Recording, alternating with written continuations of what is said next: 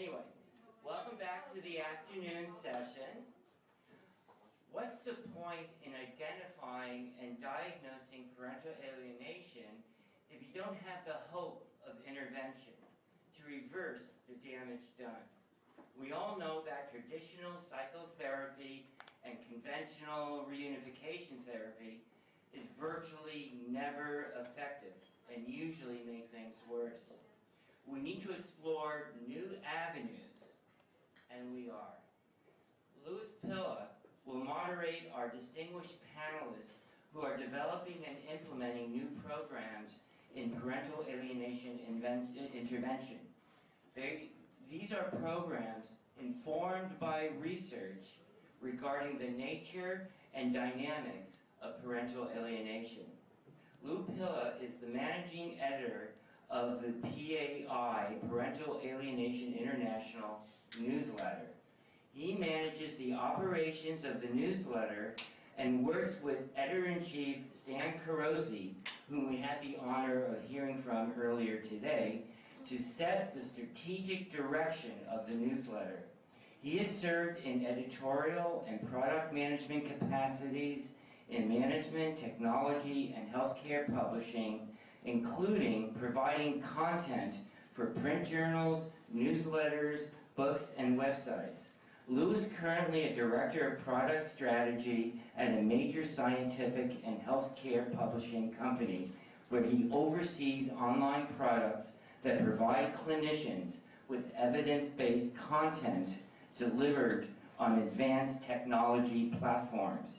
He holds a bachelor's degree in English and a master's degree in education from the University of Pennsylvania. Hailing from the King of Prussia, not Russia,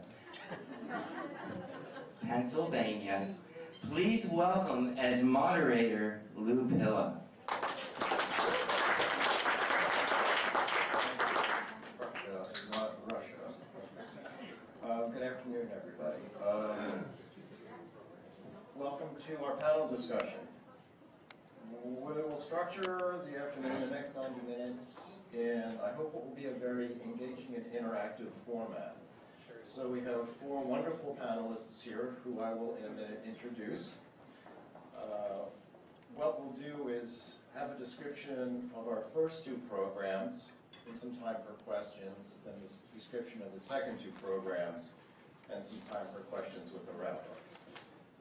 Let me just read a brief introduction to what we'll be doing, then I'll introduce the panelists. Intervention with families experiencing parental alienation is critical to restoring the parent-child relationship and addressing the underlying issues driving the alienation process. Several programs have been developed to assist these families toward healing and reunification. The panelists represent three reunification programs for children and adolescents who have experienced a severe level of parental alienation. Turning Points for Families in New York, Family Bridges, headquartered in California, and the Family Separation Clinic in London. So we're going to hear about each of these programs. The presenters will present information about the programs, and hopefully we'll learn a lot about their programs and the structure and how they work. Let me just spend a minute introducing our panelists. Deidre Rand, PhD, a forensic psychologist in Mill Valley, California, has contributed to the literature on PA on Munchausen by proxy syndrome. She's leader of Family Bridges workshops. Dr. Rand also developed an online CE course on animal-assisted therapy, and she's associate editor of the Latham Foundation magazine, The Latham Letter. Shirley Wantland is co-founder and principal of an independent consulting firm called Recovery Consultants, located in the San Francisco Bay Area. She helps assist targeted parents and families find appropriate therapeutic placement options for their child or children across the country. The options vary and can range from wilderness therapy or residential programs to therapeutic boarding schools. Recovery Consultants has a team of transport agents that support the family by safely transporting their child to placement programs and reunification workshops. third is Linda Gottlieb, family therapist in Dutchess County, New York. Faculty Emeritus of the Mnuchin Center for the Family. She's the author of Parental Alienation Syndrome, a Family Therapy and Collaborative Systems Approach to Amelioration. She developed an intensive reunification program for severe alienation named Turning Points for Families. And Karen Woodall is the Director of Therapeutic Services at the Family Separation Clinic in London, co-author of Understanding Parental Alienation, Learning to Cope, Helping to Heal, and Putting Children First, a handbook for separating parents. Let's give a round of applause now for Perfect. Can I go just off this one? Can everyone hear me okay? Yes. Hello, everybody. Thank you so much for having me. So what I'm going to talk about today is a little bit different and a little bit out of the box, probably from what you guys have heard about in the past. As Lou said in his introduction, is it okay? I have a company called Recovery Consultants based out in the San Francisco Bay Area.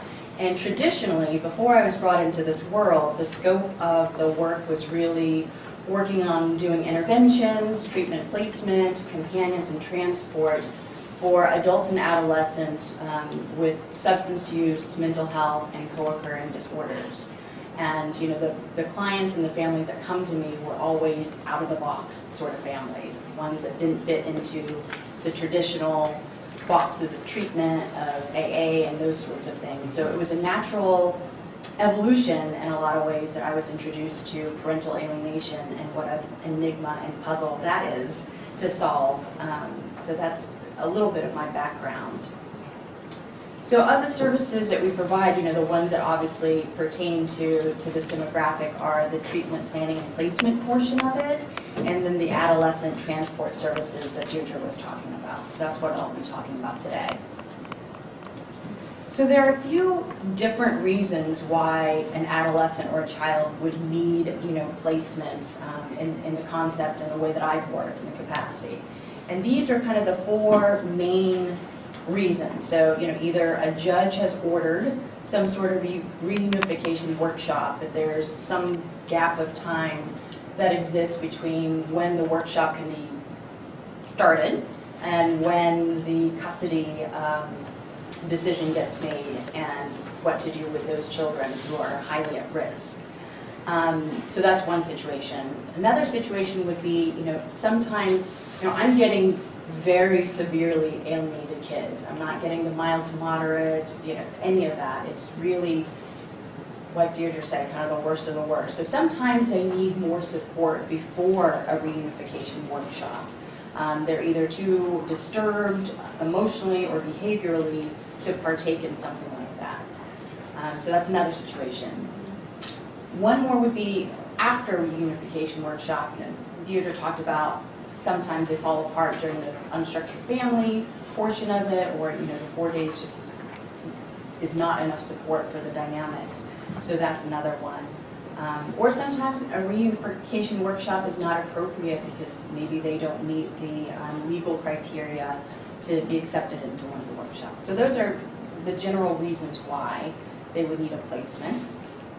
So alienation dynamics. When I first heard about this, parental alienation, I was like, what in the world is this? And it was very foreign to me before I came in to understand the dynamics, but they're very different and unique dynamics to the typical kind of adolescent placement case that's usually either substance use related or behavioral or disorderly conduct sort of behavior. A lot of these adolescents are very intelligent, very high IQ, and a little bit, I call them actor inners. They're not outwardly defiant or anything like that. So finding the right sort of program that can address these children's needs clinically and therapeutically are very important.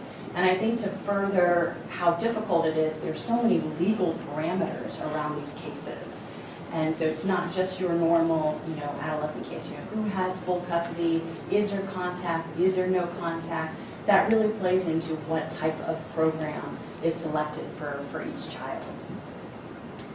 And there are no known, there's not like some Rolodex of parental alienation, adolescent programs out there that are residential or outside of these workshops. So it's really me just kind of bushwhacking the way and forging a bridge between parental alienation and the adolescent programs that exist out there to make a marriage work and happen, so that the kids are getting the support that they need. So in terms of the types of placements, they, as we said, they really can range from wilderness therapy to longer-term therapeutic boarding schools. We also look at residential treatment programs and adolescent psych programs when needed. And the temporary safe housing that we talked about, and sometimes it's just a few days before a workshop can start. So I talked about this a little bit already, but which program is right? And there are a lot of dynamics. I do a lengthy hour and a half needs assessment intake where I am talking to the targeted parent, and then in addition to that, collaborating with any clinical, medical, and legal professionals that are involved in the case to gather the information needed to bring up 2 to 3 appropriate options. I always say, don't let Google be your consultant, or be someone who knows. So why therapeutic placements? Why can they work? It seems so counterintuitive a lot of times when I'm talking to these targeted parents who have spent a fortune and a lot of time trying to get their kids back, in their custody, in their care, and now I'm proposing to send them away, out of the home to some sort of program, and it seems it's mind-boggling for them in a lot of ways, and a very tough decision for them to make. So we talk about, we walk through some of the reasons why it has to happen. A lot of times, it's been years, unfortunately, before some of these targeted parents get their child back, and it's not, even if they have physical custody of them, they don't have the emotional and psychological. It's not the same kid that they had from before. So it takes a little bit of therapeutic support to get them there. I think another reason why therapeutic placements can work is it's able to provide a neutral, safe therapeutic environment for kids and children to really figure out their own identity and beliefs, and they don't feel pulled to pick a side. As many of you know, these kids oftentimes feel caught in the middle. They're a pawn or a soldier in the one parent's game or in war, but they feel conflicted, obviously because they have some sense of love for that targeted parent from years before. So it provides really a place where they can work on some of that with therapeutic and clinical support from a neutral party that doesn't have an agenda. And then there's the power of the peer group too. A lot of times these kids have been around so many adults within the court system, or different therapists, or different psychiatrists, or custody evaluators. It's nice for them to be with kids and peers their same age, talking about some of these issues, and it in some ways holds a mirror to them and what's going on, and it's been really helpful in that way as well. Okay, perfect. I'm almost done. Anecdotally, I've seen the best chance of success happen when a reunification workshop is done in conjunction with a therapeutic placement. Because the cases I get are so severe, that just happens to be my kind of success story in my experience. So I did want to address, the adolescent transport. Like Deirdre said, I think there are some big misconceptions out there and misperceptions about what transport agents actually look like. I think sometimes you have these pictures of, they're hanging out in the back alley and they're like goons and they're just waiting to just come in your house at 3 a.m. and just snatch your kid up. And that really, or there's the idea of it's too traumatic for my child, it's not safe. And the truth is that many of these transport escorts have either they're mental health professionals themselves, some of them are even licensed clinicians, and then some of them have worked extensively in the adolescent treatment field. So there's a very deep connection and bond, and oftentimes at some of these workshops or programs, the kids by the end of it are hugging their transport agents before they leave. So they can do a lot of support in setting the stage before.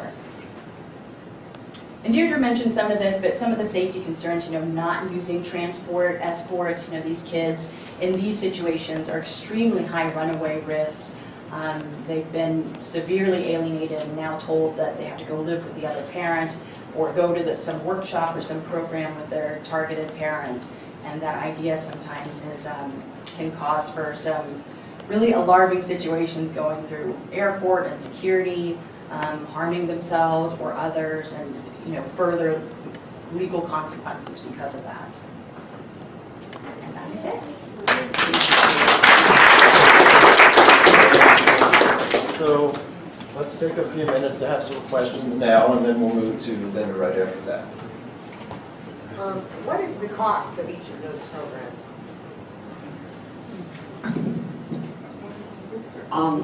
I can't say for any of the other people. Family, and I don't really even want to say too much about it for Family Bridges, but it's definitely expensive. And part of the reason for that is the amount of risk management stuff that we have to do behind the scenes is incredible. And if we can't be successful in our risk management efforts, we won't be there to do the program with people. So that's all I'm prepared to say about it right now. Can I add one more thing to that? Sure. It's more than just safety things. I think you are the subspecialists of the subspecialists of the subspecialists. They're not that many, so I think that level of expertise also is rare. So I think that also has some cost impact. Oh, you're talking about the use of the transport escorts. No, I'm talking about the Family Bridges program. I mean, it's a very specialized, deeply experienced process. That's a beautiful way to put it. Thank you, Mike. Other questions? Bill? I don't think she's finished answering the Oh, question. I'm sorry. Sorry, and mine's a little bit harder to answer because I work with so many different programs that they really range. And then you take into consideration whether medical insurance can be utilized or reimbursed. So there's a whole host of numbers of things to take into consideration. But I can give you just a ballpark of the types of programs I work with. It ranges anywhere, and we're talking about cash pay here, anywhere from about $400 a day to about $1,500 a day. So it's pretty pricey. And can I follow up with you on one more? At what point does the parent know what the cost would be at the intake? And does the court consider that cost and who will be paying that when the orders come in? Okay. First of all, the intakes are conducted by my husband, Randy, and if you want to see the founder of Family Bridges, there he is, and he's the guy who does our intakes. He will be informing the target parent about what the rough cost would be for a Family Bridges workshop for that particular family fairly early in the intake process.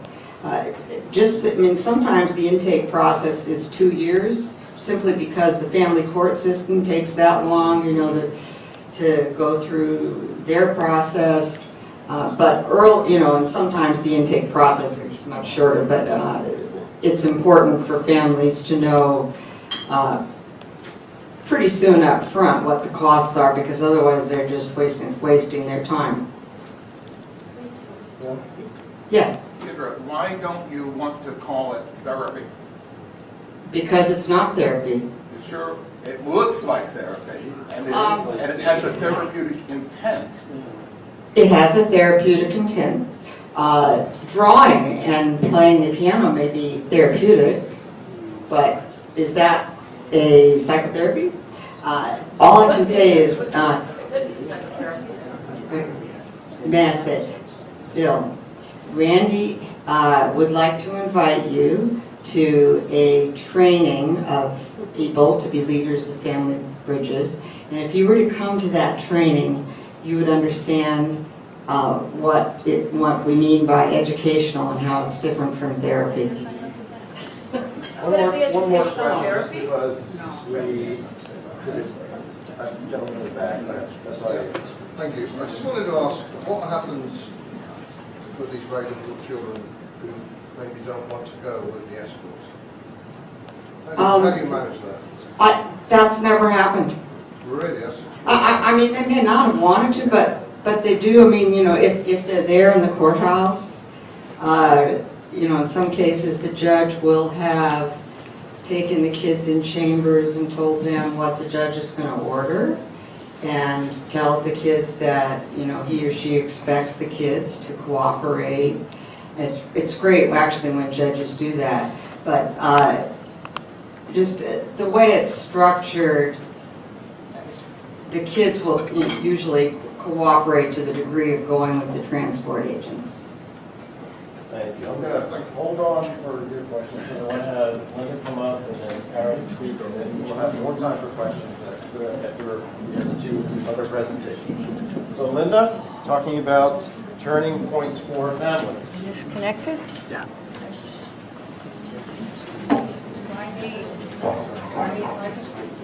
No, you have to. I want to walk around. Yep.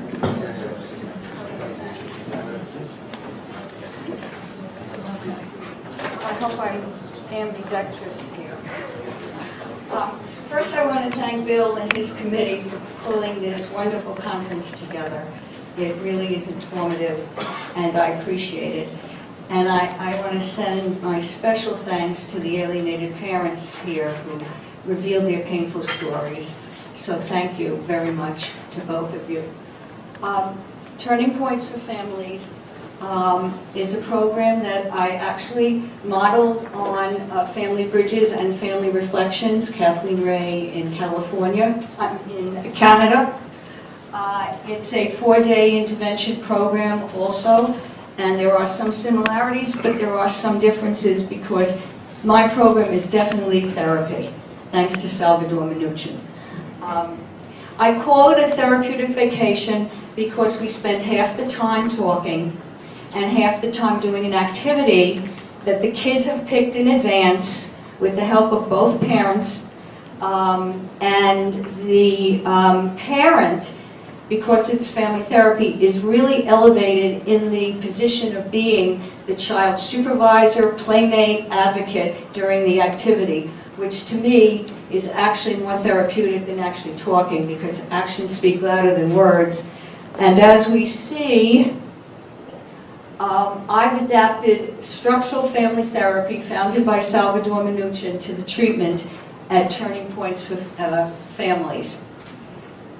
Now, there are two axioms of most schools of family systems therapy, of which structural family therapy is one. One is that experience, not insight, produces change. Sorry, everyone. The second is the site of pathology is within the dysfunctional family relationships, not within the individual.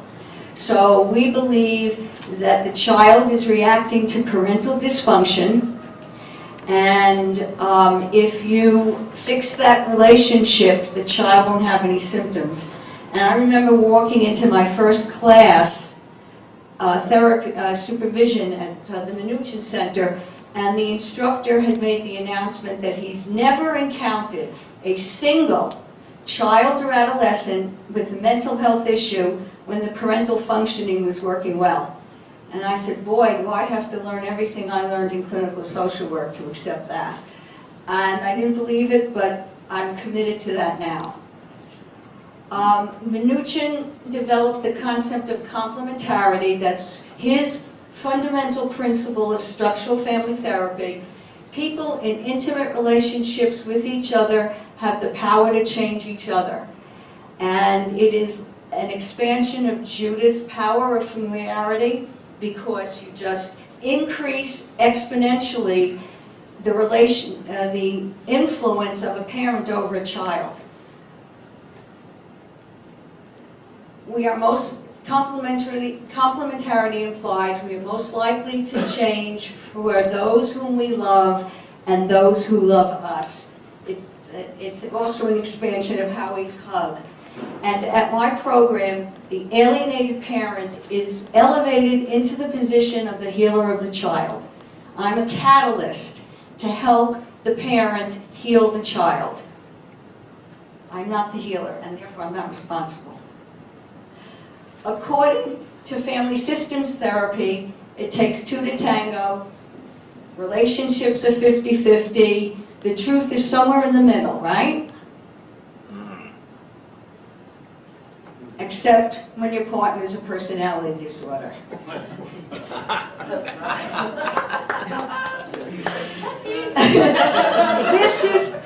This is where I do part company with my colleagues in family therapy. So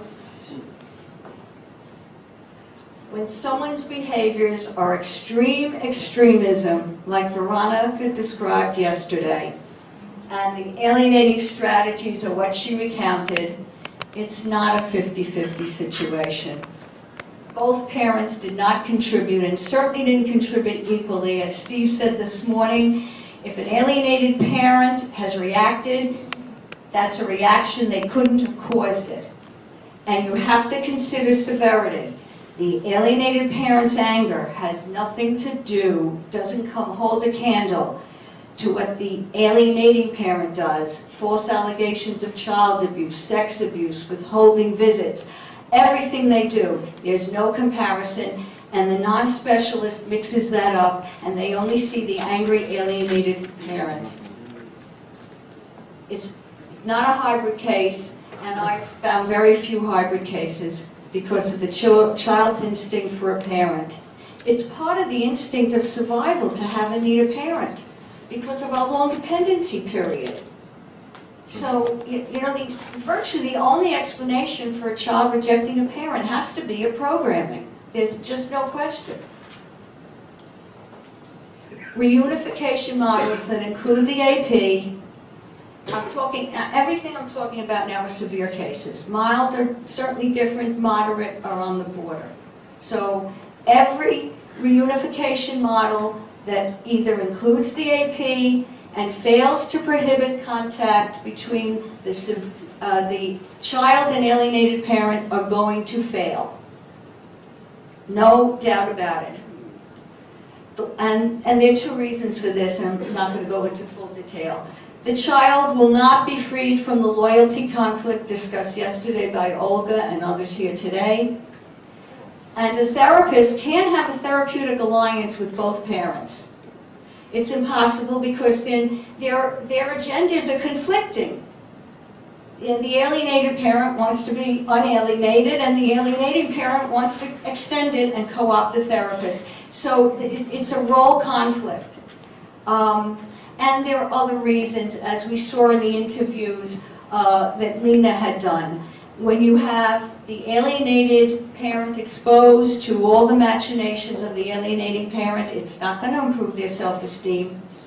So I have a very strict standard. There can be no contact, not even telecommunications or snapshot or whatever they come up with now to hide it. So when is my turning points, the treatment of choice? When the parents have when the children have passed Nick's tipping point. Everybody remember that? Yes. Okay, so I will only take court orders. That's the only thing that gives me authority over the child and the alienating parent. The court order must stipulate sole legal and physical custody to the alienated parent. No contact period. I've gotten lucky. Some courts gave me an indefinite no contact period. And they can be reviewed and whatever. I prefer, if they're going to give a minimum, that it be a 90-day, but it's not automatic. Everybody says, oh, 90 days, things go back. No. This is child abuse, and like any other case of child abuse, you don't restore contact until the abusive agent is relinquished those behaviors. So the no contact period is to be reevaluated. And I may, oh, can't you do it for 4 days? No. Okay, that's all I wanted to know. I'll go back and tell the judge. This is a recent addition. I'm talking today about 29 children from 12 families, and I have statistics at the end about that, which I think should be very informative. To me, I learn from every family and I learn from every reunification, and I'm constantly modifying this treatment protocol based on what I've learned. So the letter requirement only affected the last 9 families. The first 3, I didn't have it. But like Nick said, this is a test for the alienating parent. All the traditional therapies, they don't hold the alienating parent accountable. It's reunification with the child and an alienated parent. And the alienating parent, many times, doesn't even have to pay for it. Imagine that. Most of the time, the alienated parent is stuck with the bill. I mean, so this puts pressure on that parent. And there are 3 things they have to put in that letter. They have to support the reunification, and they have to say why.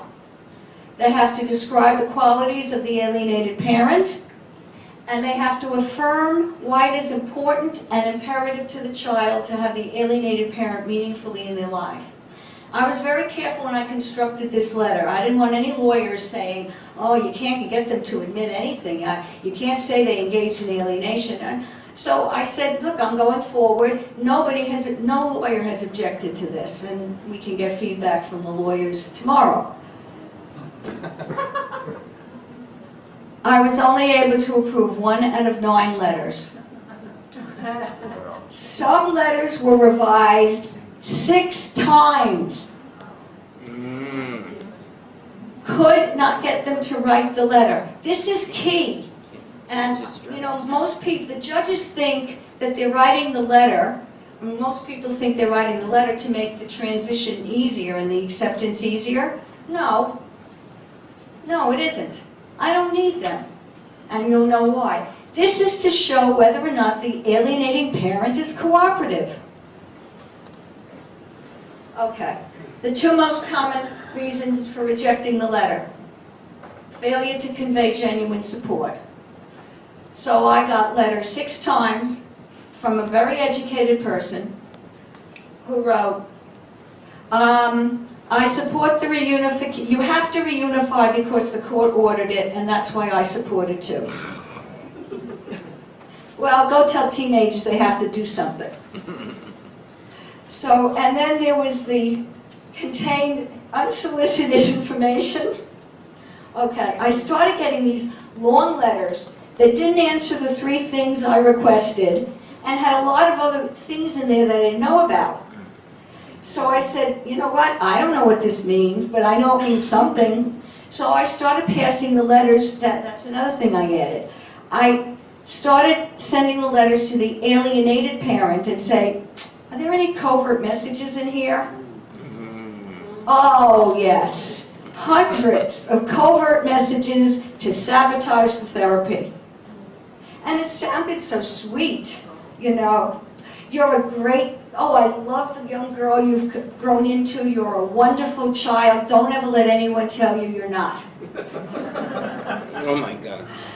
And of course that was a covert message because she had lied and said that the father was, you know, emotionally abusing her since birth. You know, so that's very interesting. And just to show you the thinking of the judges, on one particular, all right. Okay. And I also asked that this happen. Sometimes I've gotten court orders that are even better. Then they have the 2 stipulations about custody and no contact, and then they'll say, everyone must cooperate with the program. So I love that. All right. So this is the most important intervention aside from the letter. This is what I do on the first day. The alienating parent brings all memorabilia of the time with the child prior to the onset of the alienation. Videos, recordings, kids, the cards kids made in school, things like that. You walk them down memory lane, okay? Now, I have not had one child not be absolutely hypnotized by that. Who doesn't want to see themselves as an infant? And if you want to get some feedback, so I'm not blowing my own horn, you can ask Lynn Steinberg what this intervention does, because back in April, Steve and I did a training workshop sponsored by the Delaware Psychological Association, Issues Arising in Parental Alienation. Steve did what he did this morning, and I did this program. In advance, I asked the psychologists to bring in pictures of their own kids. And we role-played this. And, I mean, it was just like everybody wanted to see pictures of other kids. And so this is so effective. No child has not reconnected to their alienated parent on day one because of this intervention. And coupled with the no contact, because where were they going to go? Foster care? If they rejected their parent, their alienated parent? Where were they going to go? I also happen to say, you know, sometimes I've had to say, for every incident of disrespect you show your alienated parent, I'm tacking on 2 days to the no contact period. That works like a charm. And you know, they believe it because, you know, their alienating parent has already told them what's happening, and that, you know, they already know what my power is. And even if I don't have it because of the court order, it doesn't, I say it anyway, and it still works. The second day, thank you, Deidre, I used the video, Welcome Back, Pluto. On the first day, there's nothing negative. You cannot correct any misconception. The first day is strictly to reconnect with positive memories, and the families all go off. I do the morning session in my home office, and the afternoon session in the activity. The parents and any relatives are welcome. A family therapist will bring everybody and anybody the child was connected to. So they'll rent an Airbnb if it's a big family, and they go off there and have dinner. And while I'm on 24 hours call, I have not been called once with 29 children who came through this.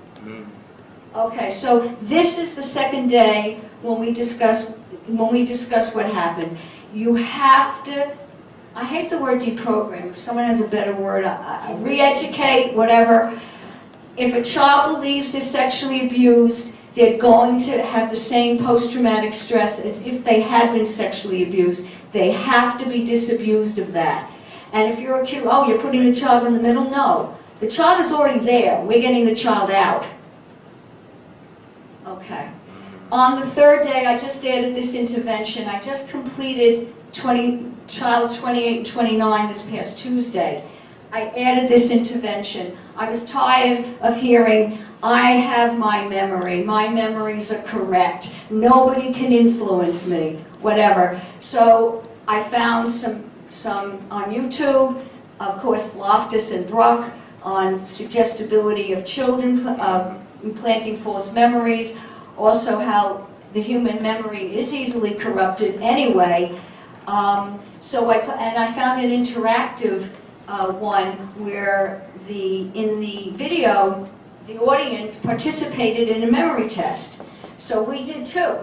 And the kids got it wrong, who were so correct about their memory. So that was an experience. Again, I was creating an experience for them, not just education, not just cognitive. They experienced it and were surprised as all heck. On the fourth day, we kind of wrap up, and they know that they're going back with the alienated parent. That's part of the program we don't have time to get into. And they freely participate in a discussion, what room they'll have, what rules they'll live by. I do use this as an opportunity if you have a legitimate grievance. Nobody's perfect, but they cannot go off on something that didn't happen. And they all participate in it. Okay. This is my definition of success. The children communicate respectfully. This is all in the 4 days. Communicate respectfully, abusive behaviors have stopped, Children accept the parent's supervision. The child is helped to grow down, Sal Minuchin's favorite expression, so they're disempowered. Healthy family hierarchy is established. There are moments, especially during the activity piece, where you're spontaneous. You can't control things like you can control words. And these kids show genuine, spontaneous expression of affection, humor, and conviviality with the alienated parent. Some children have shared intimate information about themselves, and they've all participated in their life after the program, and every alienated parent has been satisfied. In fact, the last several ones, they're on a group email, and they support each other. So these are some of the statistics that I really think is important. Travel, this may be a surprise to people.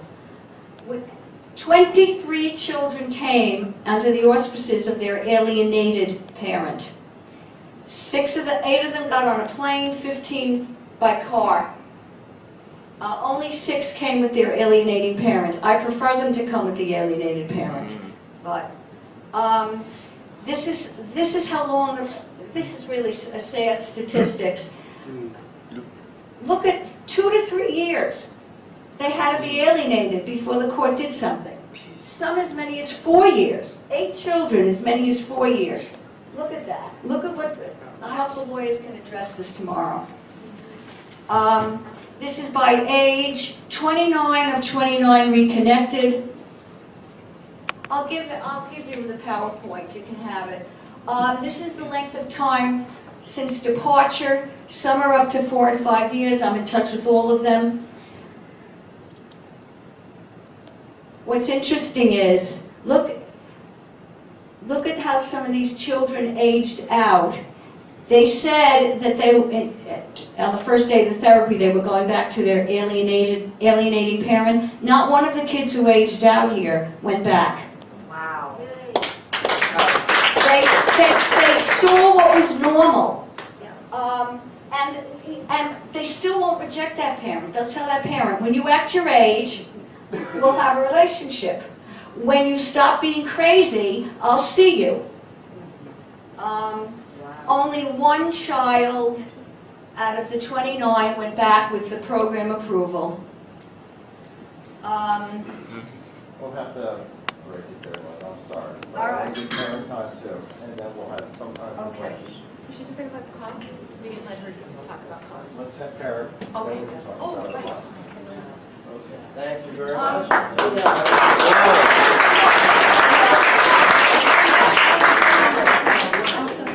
All right, very good.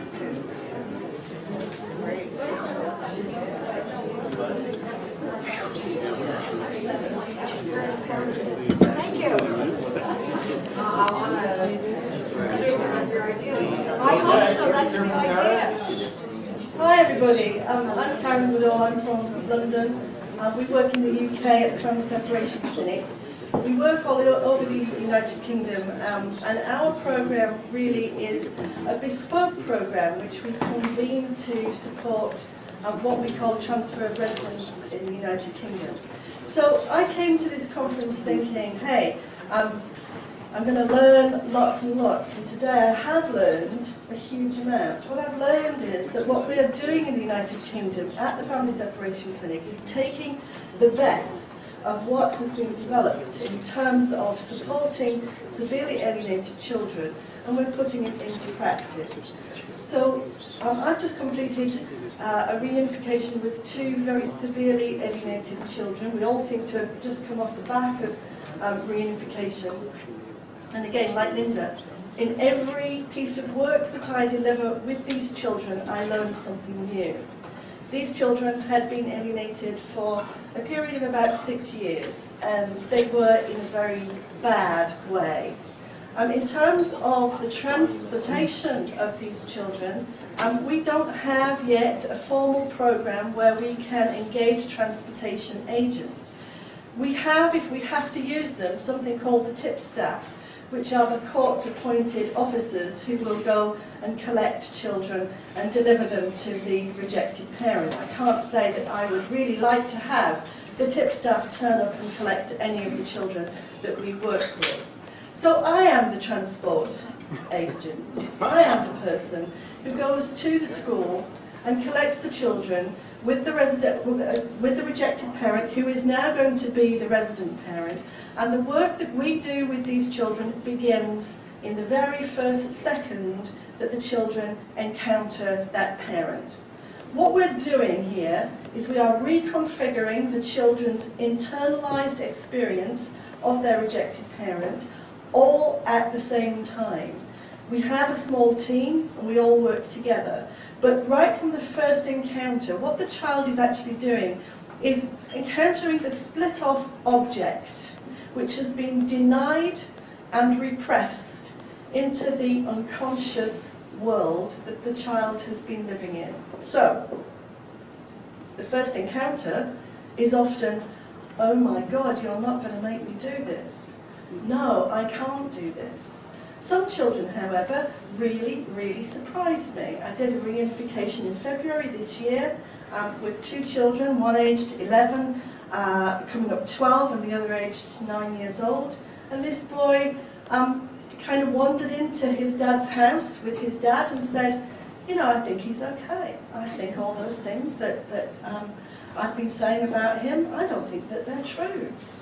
His sister, however, had been taken by their mother to some place unknown. The judge had handed down the judgment and Mum had disappeared off with the sister.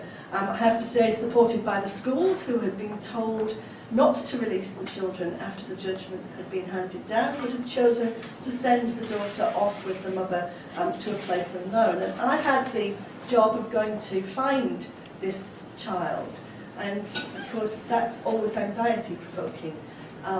You're going off in the dark. It was February in the United Kingdom, and you're looking for a child who has been taken somewhere. You think it's somewhere down the street, but you're not really quite sure. I knocked on the door, and this little girl did what I often see children do. She did a kind of mock horror approach. You can't really be coming to take me. And I realized when I saw that what I was dealing with here was a severe case, because they hadn't seen their father for 4 years, but actually it wasn't as deeply distorted as some of the children that we work with actually are. And on the ride over to Dad's house, she said, I can't believe you're making me do this. You can't make me do this. This is child abuse. This is terrible. And I said, well, you know, the judge has made a decision and we all have to do things that we don't like to do. 2 minutes later, she said, do you think they'll have pizza? And he did have pizza. He did. And they ate pizza and they ate ice cream. And in 4 hours, those children made the switch from rejection to acceptance.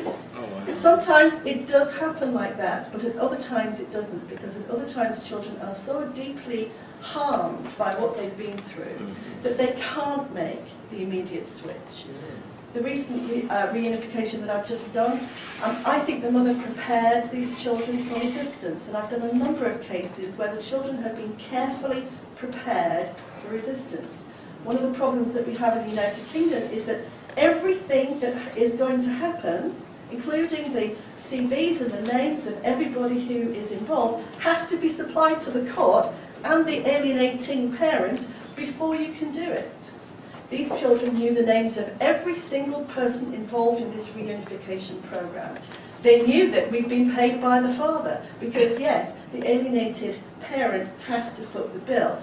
I'll tell you how much our work costs. It's between £4,000 and £7,000, depending on how long it takes for the children to come right out of their rejecting stance. But we do all of the work of reunification all at once. We collect the children from the school. We have the children encounter the parent in the first minutes of that collection. One of the things that I was really interested in what Linda was saying about taking them down memory lane is I have the parents sit in the back of the car with the child, because one of the most powerful senses that we have is smell. I had a little girl who was 7 years old. She was too young to be alienated, really. She was just on the border of going into a very quick splitting reaction. And I brought her together with her father. She'd said to me the day before, "Do you know my father?" So I said, "Yes, I've met him. He's really nice." She said, "He's very tall, isn't he?" I said, "He is very tall." I thought, now's the time to bring these two together. And I did the following day. And she struggled and she resisted, but she sat next to him and they read a story. And she said, "I can smell you." And I thought, I bet you can smell him. That's the most powerful sense of all. She crawled onto his lap and she slept for 2 hours. We didn't do anything else. She just fell asleep. And it makes me realise that what we're doing when we are reuniting children with their parent is we are not only giving them back a relationship which has been denied to them, but we are unifying the split state of mind so that the child can absorb and receive all the positive elements of both sides of their family. One of the things that we do as we begin our work is we try to keep the rejected parent on board. The alienating parent on board. We try to do that right from the start.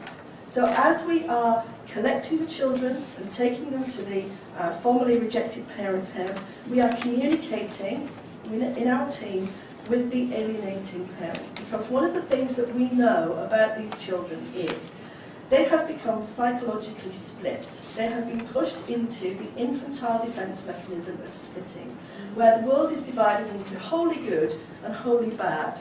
And what we don't want to do for these children is to switch that around, so that one parent then becomes better and the other parent then becomes worse.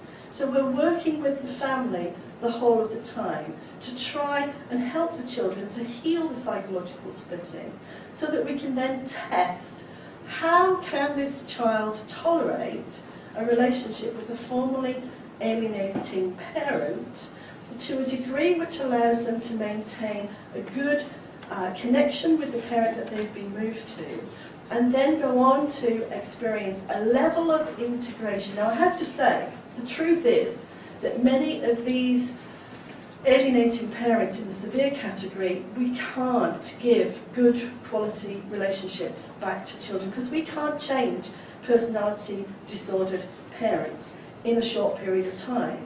They need to be having some deep psychotherapeutic work, something like dialectical behaviour therapy for people who are unstable personality. They need to be in a long-term restorative program which protects them and which protects the children in the longer term. So the truth of the matter is that out of the 33 children that we have worked with over the recent years, only a very small number of children have been able to enter into a shared parenting situation further down the line. And that for me is terribly sad, because it's the truth of what we're dealing with here. We're dealing with children who are living in situations where the unseen mental health profile of a parent decompensates in the drama of the separation, and the child is bound to that parent. And the reality for that child is that that is going to be their life going forward. They have an unwell parent that they have to find a way of learning to relate to. So one of the things that we do after we've done the reunification program, and we work to the 4-day rule. I haven't done any work with children where they haven't reconnected in 4 days. I have to say that the one that I've just done has to be one of the most traumatic. We had the police out several times. We had to have them in hospital for testing because they went on hunger strike. But still, within 4 days, they made the switch from rejection to acceptance. But what we do, and I'll just keep an eye on the time, but what we do to protect children over the period after we've done the reunification is we put in place a 12-week program in which we help the child to go through a series of tasks in which they reconfigure their understanding of the past and what's happened to them and why they are where they are now, and how to deeply reconnect to the parent that they've rejected. And one of the things that I see again and again in these children is they knew what they were doing when they were rejecting that parent. They know that they are telling lies, they know that they're making false allegations, they know it, and they feel deeply, deeply ashamed of what they've done. And at some point in the reconnection period, after the first reconnection to the parent, these children will seek forgiveness. They need forgiveness from the parent that they have rejected. That parent will say, they don't need to say sorry. It's okay, they don't need to say sorry, we just move on. And yes, we do move on. And we don't hold the child in a place where they have to feel sorry or sad, but we do give forgiveness. It needs to be just one word. It's okay. We had a bad time. We move on now. And that, for the child, provides a congruence. It provides the first step on a firm platform that they have had for many, many years. And walking forward with those children, as I've done with many of the children that we've worked with, what I see is when they stand on that platform and they recognise that what they've been through wasn't their fault. And actually, we're not saying that mum who caused this is a bad person. What we're saying is mum sees life differently. When they walk forward, they start to begin to walk forward with confidence. And they start to grow in stature. And they start to flourish. And the attachment relationship between the parent that they were rejecting grows and develops and becomes warmer and stronger. And in the shadow of that, the capacity of the child to tolerate the cognitive dissonance that is often coming when they reconnect to the formerly alienating parent, the resilience and the capacity of the child grows. And so they do get to a place where they say, yeah, well, mum's, a little bit different. Mum sees the world a little bit differently. Dad, well, he was pretty crazy through that time, but, it might be okay now.